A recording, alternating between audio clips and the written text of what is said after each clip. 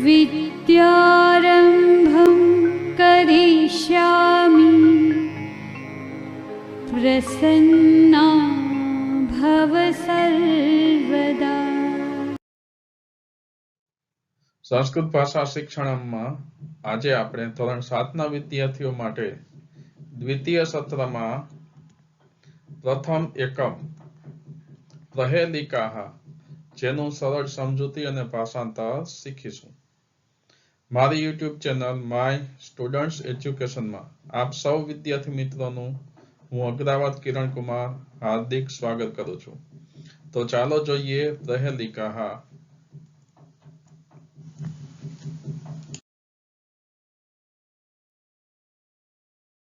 વિદ્યાર્થી મિત્રો, પ્રહેલિકાહ એટલે ગુજરાતીમાં જેને આપણે ઉખાણા કહીએ છીએ તે। ઉખાણા આપણને જ્ઞાન સાથે ગમ્મત પણ આપે છે અને આપણને શિક્ષણ પણ આપે છે। તો ચાલો જોઈએ આવા જુદા જુદા ઉખાણા। પ્રથમ પ્રહેલિકા છે વૃક્ષાગ્રવાસી ન ચ પક્ષીરાજઃ त्रिनेत्रधारी न च शूलपाणिः त्वग्वस्त्रधारी न च सिद्धयोगी जलम च बिभ्रन् न घटो न मेघः। तो विद्यार्थी मित्रों, प्रथम આપણે આ પ્રહેલિકાનું એટલે કે ઉખાણાનું અન્વય જોઈશું।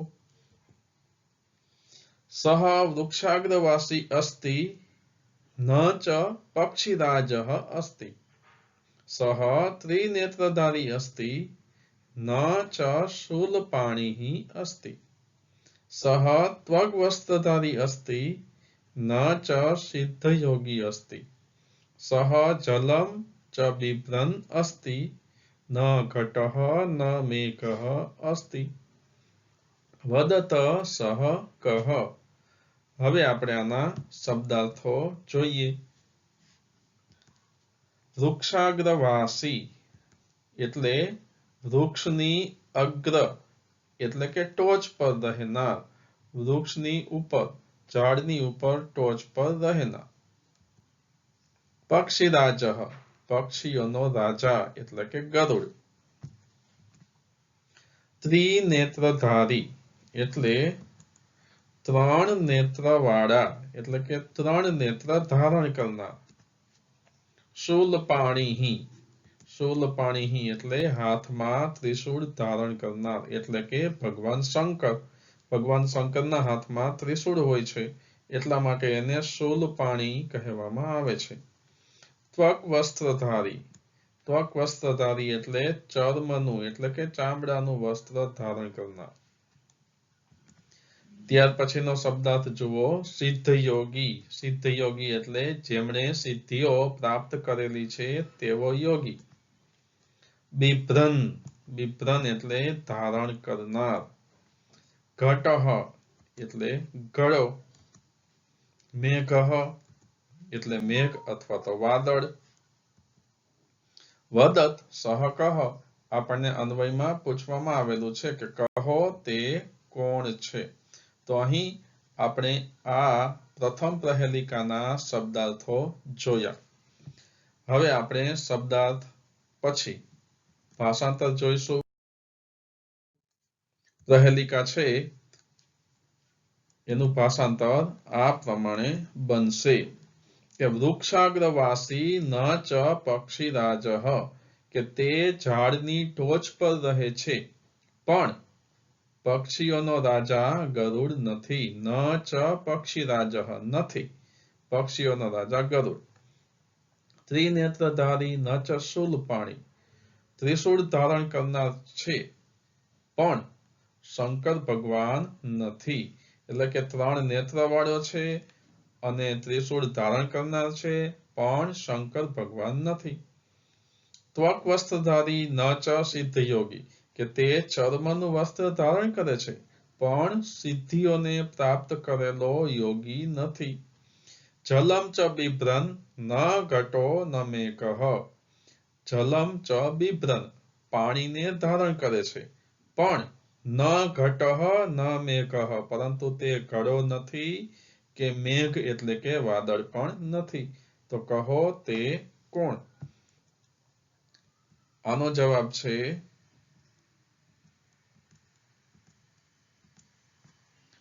નારિકેલઃ. જુઓ મિત્રો, અહીં તમને જુદા જુદા ફોટોગ્રાફ પણ આપેલા છે. વૃક્ષાગ્રવાસી નચ પક્ષીરાજઃ તો ગરુડનો ફોટો છે. ત્રિનેત્રધારી નચ શૂલપાણી શંકર ભગવાન છે. સિદ્ધયોગીનો ફોટો છે. ઘડો અને મેઘ પણ બતાવેલ છે. અને છેલ્લે આપણે આ ઉખાણું એટલે કે પ્રહેલિકાનો જવાબ આવે છે નારિકેલઃ એટલે કે નાળિયેર. જો નાળિયેર છે એ વૃક્ષની ટોચ ઉપર રહે છે, પણ એને આપણે ગરુડ કહી શકીએ નહીં. નાળિયેરને 3 આંખો પણ હોય છે, પણ આપણે એને શંકર ભગવાન કહી શકીએ નહીં. તે ત્વક વસ્ત્ર એટલે કે ચર્મના વસ્ત્ર ધારણ કરે છે. અહીં ચર્મનું વસ્ત્ર તો નથી, પરંતુ એને નાળિયેરના કાચલું હોય છે, એટલે કે કાચલું ધારણ કરેલું હોય છે, પણ આપણે એને સિદ્ધયોગી પણ કહી શકીએ નહીં. એ સિવાય પાણી પણ નાળિયેરની અંદર હોય છે, એટલે કે પાણી ધારણ કરે છે, પણ આપણે એને ઘડો પણ ન કહી શકીએ અને વાદળ પણ કહી શકીએ નહીં. એટલે કે આનો જવાબ આવે છે નાળિયેર, નારિકેલઃ. હવે આપણે બીજી પ્રહેલિકા જોઈએ.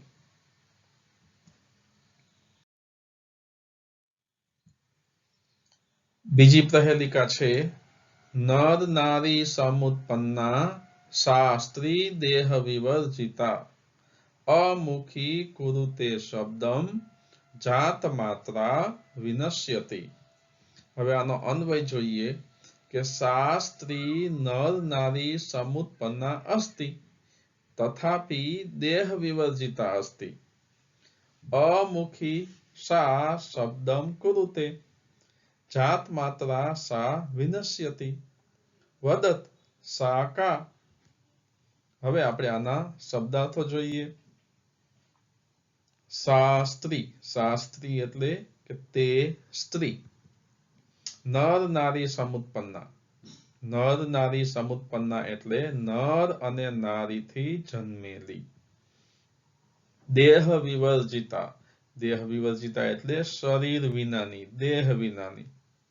અમુખી એટલે કે મુખ વિનાની. શબ્દમ કુરુતે એટલે કે અવાજ કરે છે, શબ્દ કરે છે. જાત માત્રા એટલે કે જન્મતા વેત જ, જન્મતાની સાથે જ, જન્મા ભેગી જ. વિનશ્યતિ એટલે કે મરી જાય છે, નષ્ટ થઈ જાય છે. વદત સા કા કહો તે કોણ? તો આ આપણું ઉખાણું છે, એટલે કે પ્રહેલિકા છે. એના શબ્દાર્થો આપણે જોયા. હવે આનું ભાષાંતર જુઓ. નર નારી સમુત્પન્ના સા સ્ત્રી દેહ વિવર્જિતા એટલે કે તે સ્ત્રી નર નારી સમુત્પન્ના, નર અને નારીથી જન્મેલી છે, છતાં પણ દેહ વિવર્જિતા શરીર વગરની છે. તે સ્ત્રી નર અને નારીથી જન્મેલી છે, છતાં શરીર વગરની છે. અમુખી કુરુતે શબ્દમ મુખ વિનાની હોવા છતાં, કુરુતે શબ્દમ અવાજ કરે છે, મુખ વિનાની હોવા છતાં અવાજ કરે છે. અને જાત માત્રા વિનશ્યતિ અને જન્મતાની સાથે જ નષ્ટ થઈ જાય છે. કહો તે કોણ? તો આનો જવાબ આવે છે ચપટી. ચપટી એટલે કે છોટિકા. છોટિકા છે એ અંગૂઠો એટલે કે નર અને વચલી આંગળી એટલે કે નારી, એના દ્વારા આ ચપટીનો જન્મ થાય છે. એટલે કે નર અને નારીથી ઉત્પન્ન થાય છે, પરંતુ ચપટીને શરીર હોતું નથી. વળી મુખ ન હોવા છતાં પણ અવાજ કરે છે. આપણે ચપટી વગાડીએ એટલે અવાજ આવે, તેને મુખ નથી તેમ છતાં એ અવાજ કરે છે. અને જન્મતાની સાથે જ નાશ પણ પામી જાય છે. કે ચપટીનો અવાજ આવે છે અને અવાજ આવ્યા પછી તરત જ અવાજ બંધ થઈ જાય છે, એટલે કે જન્મતાની સાથે જ નષ્ટ થઈ જાય છે. તો આ પ્રહેલિકાનો જવાબ છોટિકા એટલે કે ચપટી છે. ત્યાર પછીની ત્રીજી પ્રહેલિકા જુઓ. કૃષ્ણમુખી ન માર્જારી દ્વિજિહ્વા ન ચ સર્પિણી પંચભર્ત્રી ન પાંચાલી યો જાનાતિ સહ પંડિતઃ. હવે આપણે આનો અન્વય જોઈએ કે સા કૃષ્ણમુખી અસ્તિ કિંતુ માર્જારી ન અસ્તિ. सा द्विजिह्वा अस्ति किंतु सर्पिणी न अस्ति. सा पंचभर्त्री अस्ति किंतु पांचाली न अस्ति. यह जानाति सह पंडितः अस्ति. तो હવે આપણે આ પ્રહેલિકાના શબ્દાર્થો જોઈએ. કૃષ્ણમુખી, કૃષ્ણમુખી એટલે કાળા મુખવાળી. ન એટલે નથી. માર્જારી એટલે બિલાડી. દ્વિજિહ્વા એટલે બે જીભવાળી. દ્વિ એટલે બે અને જીહ્વા એટલે જીભ. દ્વિજિહ્વા એટલે બે જીભવાળી. ચ એટલે પણ થાય, પરંતુ પણ થાય. સર્પિણી એટલે સાપણ. પંચભર્ત્રી એટલે પાંચ પતિઓ વાળી. પાંચાલી, પાંચાલી એટલે કે દ્રૌપદી. પાંચાલ રાજ્યની રાજકુમારી હતી એટલે એને પાંચાલી કહેવામાં આવે છે. અને દ્રૌપદીને પાંચ પતિઓ હતા, પાંડવ. યુધિષ્ઠિર, ભીમ, અર્જુન, સહદેવ અને નકુળ, આ પાંચ પાંડવો સાથે પાંચાલીના લગ્ન થયેલા હતા એટલે એને પંચભર્ત્રી કહેવામાં આવે છે. યો, યો એટલે કે યહ, યહ એટલે જે. જાનાતિ એટલે જાણે છે. સહ પંડિતઃ તે પંડિત છે. જે આને જાણે છે તે પંડિત છે. તો હવે આપણે આનું ભાષાંતર જોઈએ. ભાષાંતર આ રીતે આપણે બનાવશું અથવા તો આ રીતે બને છે કે કૃષ્ણમુખી ન માર્જારી, તે કાળા મુખવાળી છે પણ બિલાડી નથી. દ્વિજિહ્વા ન ચ સર્પિણી, બે જીભવાળી છે પણ સાપણ નથી. પંચભર્ત્રી ન પાંચાલી, પાંચ પતિઓ વાળી છે પણ ન પાંચાલી, પાંચાલી નથી, દ્રૌપદી નથી. યો જાનાતિ સહ પંડિતઃ, જે તેને જાણે છે તે પંડિત છે. એટલે કે આનો જવાબ જે જાણે તે પંડિત કહેવાય. તો ચાલો જોઈએ શું જવાબ આવે છે. જવાબ છે લેખની એટલે કે કલમ. આ એવી કલમ છે જેની અંદર શાહી પૂરવામાં આવે છે અને આને ટાંક કહેવાય છે, ટાંક વાળી કલમ. તો કલમનું મુખ કાળું હોય છે. કલમની ટાંકનો આગળનો ભાગ કપાયેલો હોય છે અને કલમને પકડવા માટે આપણે 5 આંગળાનો ઉપયોગ કરીએ છીએ એટલે તે 5 પત્તીઓ વાળી પણ કહેવાય છે. તો આ ઉખાણાનો જવાબ લેખની એટલે કે કલમ, શાહી વાળી પેન એવો થાય છે. ત્યાર પછીની પ્રહેલિકા આપણે જોઈએ.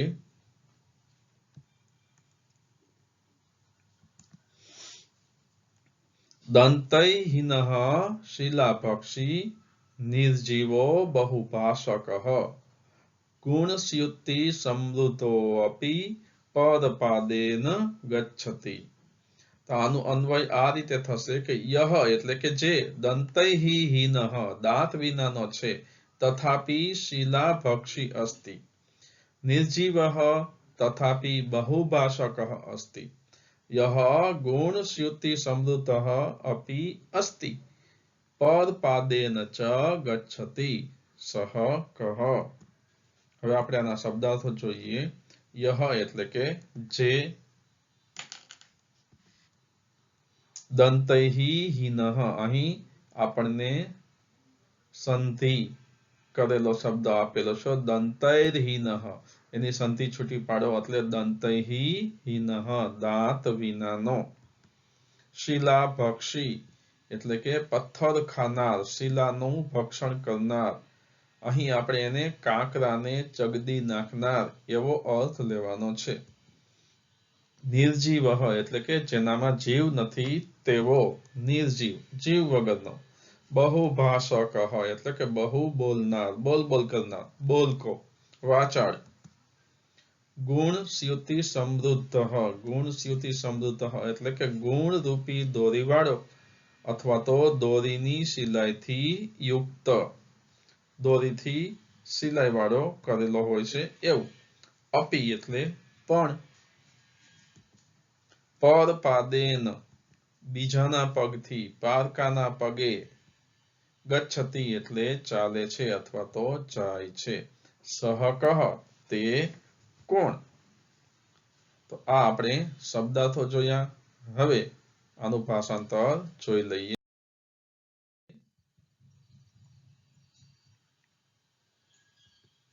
ભાષાંતર આ રીતે બનશે. દંતૈર્હીનઃ શિલાપક્ષી કે જે દાંત વિનાનો હોવા છતાં દંતૈહીનઃ અપિતુ શિલાપક્ષી અસ્તિ છતાં પણ પથ્થરો ખાય છે અથવા તો પથ્થર ખાનાર છે. જે નિર્જીવ, નિર્જીવો બહુભાષક જીવ વગરનો હોવા છતાં, નિર્જીવ હોવા છતાં બહુભાષક એટલે કે બહુ બોલ કરે છે. ગુણસ્યુતિ સમૃદ્ધો અપી પરપાદેન ગચ્છતિ કે જે ગુણ એટલે કે દોરીથી સંધાયેલો છે, દોરીથી બંધાયેલો છે અને છતાં પણ પારકે પગે ચાલે છે, બીજાના પગથી ચાલે છે. કહો તે કોણ? તો એનો જવાબ આવશે પાદ રક્ષક એટલે કે પગરખા, બૂટ, જોડા. બૂટ છે એને બૂટને દાંત નથી હોતા, જોડાને દાંત નથી હોતા, તો પણ આપણે જોડું પહેરીને ચાલીએ ત્યારે કાંકરા છે એ ચગદાઈ જાય છે, ઢેફા છે એ ચગદાઈ જાય છે. જોડામાં જીવ નથી હોતો છતાં માણસ ચાલે એને પહેરીને ત્યારે અવાજ આવે છે, માણસના ચાલવાનો અવાજ થાય છે.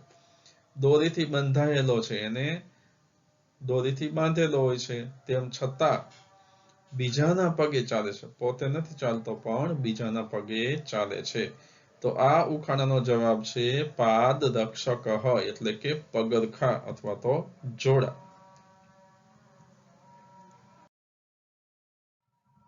ત્યાર પછીનું ઉખાણું આપણે જોઈએ.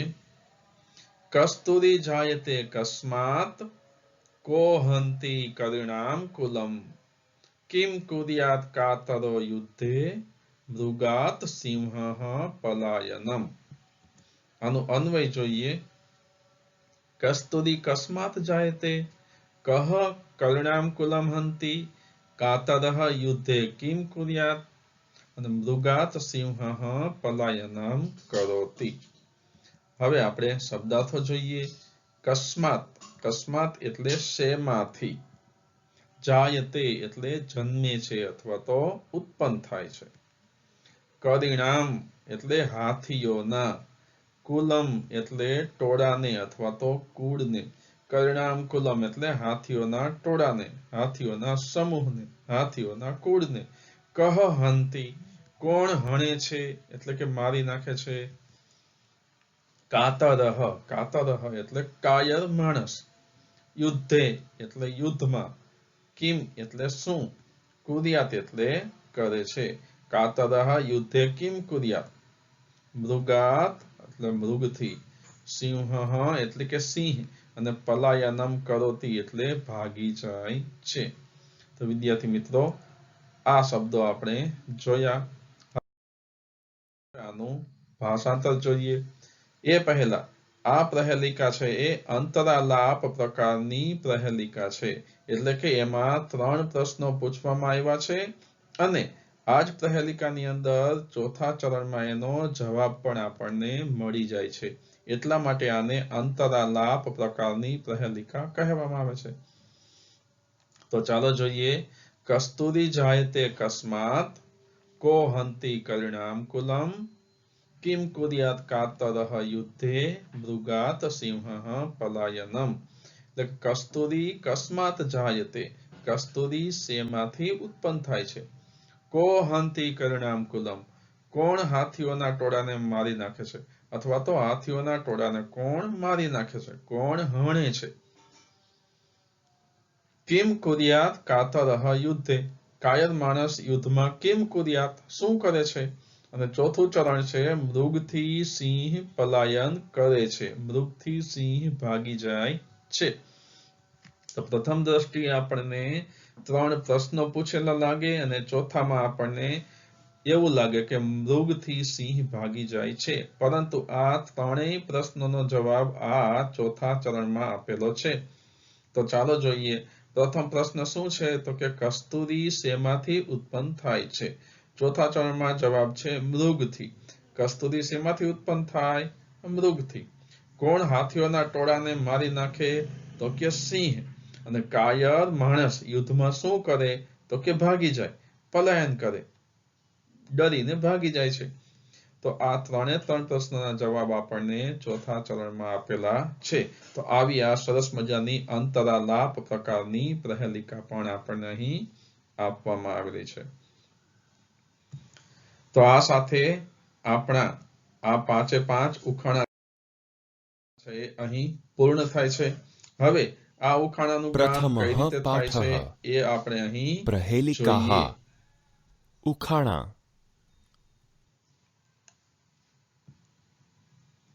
વિદ્યાર્થી મિત્રો, ઉખાણા માટે સંસ્કૃત ભાષામાં પ્રહેલિકાહ શબ્દનો ઉપયોગ થાય છે. જે આનંદ સાથે જ્ઞાન આપે તેને પ્રહેલિકાહ કહેવાય છે. આપણે પ્રથમઃ પાઠઃ પ્રહેલિકાહ ઉખાણાનું આરોહ અવરોહ સાથે ગાન કરીશું.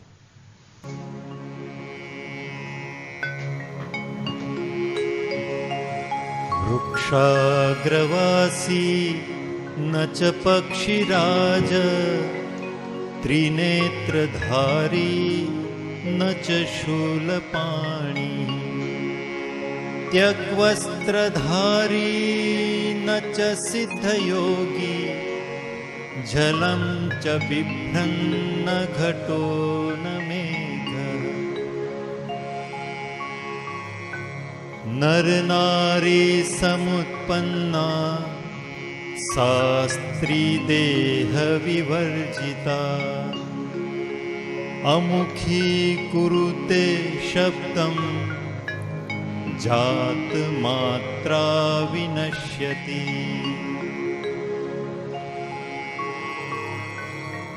कृष्णमुखी न मार्जारी द्विजिह्वा न च सर्पिणी पश्च भर्ता न पाञ्चाली यो जानाति सः पण्डितः दन्ते हीनः शिलाभक्षी निर्जीवो बहुभाषकः गुणस्यूति समृद्धोऽपि परपादेन गच्छति कस्तूरी जायते कस्मात् कोहन्ति करिणां कुलम् किं कुर्यात् कातरो युद्धे मृगात् सिंह पलायनम्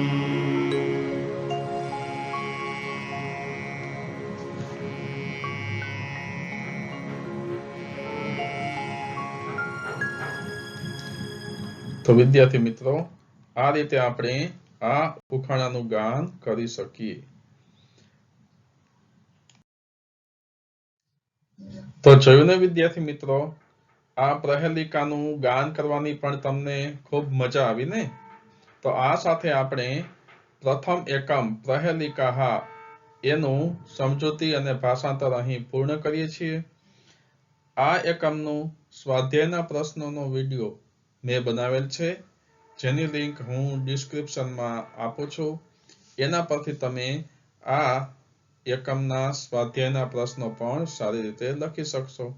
મારી YouTube ચેનલ માય સ્ટુડન્ટ્સ એજ્યુકેશનને સબસ્ક્રાઇબ કરો, મારા વિડીયોને લાઈક કરો અને તમારા અન્ય મિત્રોને પણ શેર કરજો. ધન્યવાદ.